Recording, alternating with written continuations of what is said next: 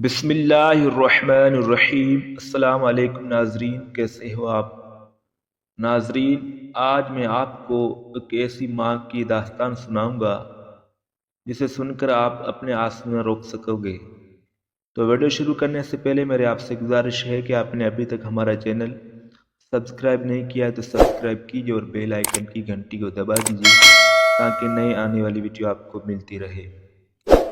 گناہ سے توبہ کر لینے والا ایسا ہے جیسے اس نے کبھی گناہ کیا ہی نہیں، بلکہ یہ تو ایک درجہ اور بھی فضیلت لے جاتا ہے۔ اس کی عطا اللہ تعالیٰ کو اتنی پیاری لگتی ہے کہ گناہ تو معاف ہوتا ہی ہے، مگر اس گناہ کو بھی اللہ تعالیٰ نیکیوں میں تبدیل فرما دیتے ہیں۔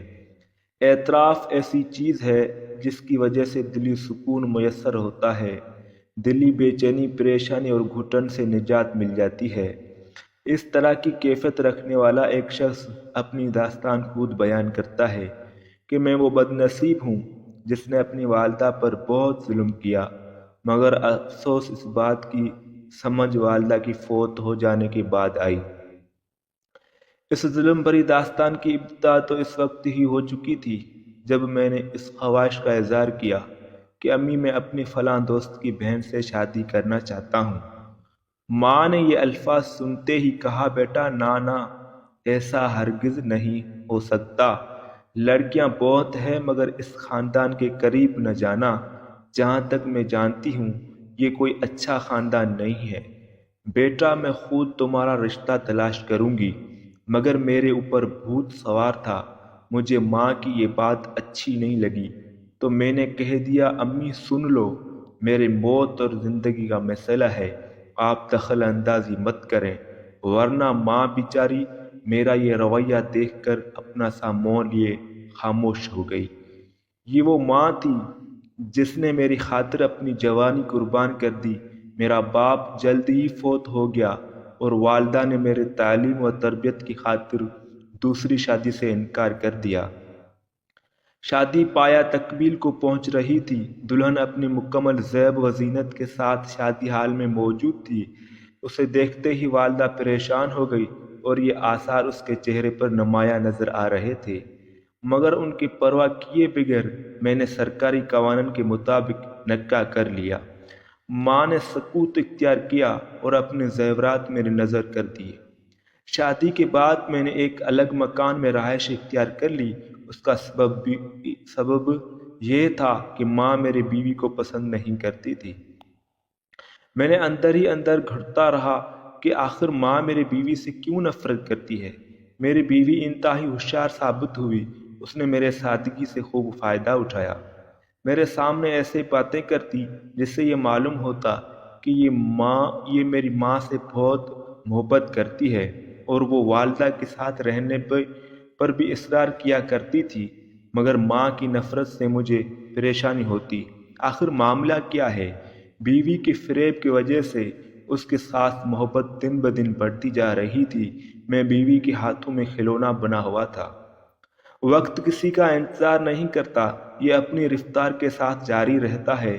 ماں دن بدن کمزور ہونے لگی، وہ مسلسل خاموش رہتی تھی۔ ایک دن میں نے کہا، امی ہم آپ کے پاس آ جائیں، ایک ہی گھر میں سب مل کر رہیں گے۔ ماں نے کہا، نہیں نہیں بیٹا، میں اکیلی ہی مرنا چاہتی ہوں، میں تمہارے بیوی کو دیکھنا نہیں چاہتی۔ زندگی کا بہت حصہ گزر چکا، چند دن باقی ہیں، میں اللہ تعالیٰ سے صبر کے صلے کی امیدوار ہوں۔ کلام کے تسلسل کو برقرار رکھتے ہوئے اس نے بتایا کہ میں 6 بچوں کا باپ بن چکا تھا۔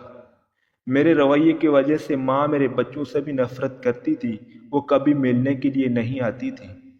اس کے برعکس میری بہن کے بچوں سے، یعنی اپنے نوازوں سے بہت زیادہ محبت و شفقت کرتی۔ یہ دیکھ کر مجھے بہت غصہ آتا تھا۔ وقت گزرتا رہا، آخر ایک دن والدہ بیمار ہو گئی۔ یہ وہ بیماری تھی جس کے بعد اسے صحت نہ مل سکی۔ میری بہن نے بھی مجھ سے نفرت کا اظہار شروع کر دیا، میرا نام سننا بھی پسند نہیں کرتی تھی۔ میں بہت پریشان تھا، مگر مجھے یہ سمجھ نہیں آ رہی تھی آخر ایسا کیوں ہے۔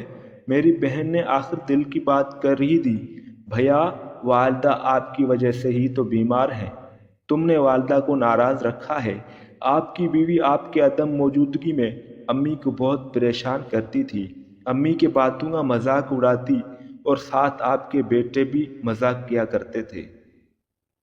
امی ساری داستان مجھے سنایا کرتی تھی اور ساتھ ساتھ آنسو جاری ہوتے ہوئے تھے، مگر آپ کی محبت غالب ہونے کی وجہ سے یہ معاملہ آپ سے چھپانے کا حکم صادر فرمایا کرتی تھی کہ کہیں میرے بیٹے کے لیے گھر میں مشکلات پیدا نہ ہوں۔ دوسری وجہ یہ بھی تھی کہ آپ تو امی کے کوئی بات سننے اور تسلیم کرنے کے لیے تیار نہیں تھے۔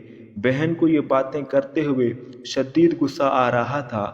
آخر جذبات قابو میں نہ رہ سکی، بہن نے زور سے میرے چہرے پر تھپڑ مارتے ہوئے کہا، یہ آپ کا غلط انتخاب تھا کہ امی کے نہ چاہنے کے باوجود تو نے بیوی کو والدہ پر ترجیح دی۔ وہ تو ہر حال میں تیرا ہی فائدہ چاہتی تھی، لیکن آپ بھی مخالفت پر ڈٹے رہے۔ بس میں زار و قطار رونے لگا، ایک بچی کی طرح روتے ہوئے ماں کی طرف بڑھا۔ دیکھا تو وہ موت و حیات کی کشمکش میں تھی، آنکھیں آسمانوں کی طرف اٹھی ہوئی تھی اور چہرہ نور سے چمک رہا تھا۔ اس کا آخری سانس جاری تھا، امی مجھے معاف کر دو، امی میں غلطی پر تھا، امی میں کبھی آپ کو پریشان نہیں کروں گا، امی تھوڑا سا خدمت کا موقع دے دو، امی امی امی۔ لیکن ماں کی طرف سے کوئی جواب نہ آ سکا۔ وہ اللہ تعالیٰ کو پیاری ہو چکی تھی، آنسو کی لڑی جاری تھی، چہرہ آنسو سے بھیگ چکا تھا، مگر سامنے کچھ نظر ہی نہیں آ رہا تھا۔ لوگوں سن لو، ماں دنیا کا سب سے میٹھا پھل اور تمام باغات سے خوبصورت ترین باغیچہ ہے۔ کاش اللہ تعالیٰ سمجھ عطا فرما دے کہ ان کی زندگی میں ان سے فائدہ اٹھا سکیں۔ یا اللہ مجھے معاف فرما دے، اللہ میری توبہ قبول فرما لے، اللہ تو بڑا غفور رحیم ہے۔ وہ آدمی سب سے بڑا خوش نصیب ہے جو دوسروں کو دیکھ کر عبرت حاصل کرے۔ تو ویڈیو پسند ہے، ویڈیو کو لائک کرو، شیئر کرو۔ اللہ حافظ۔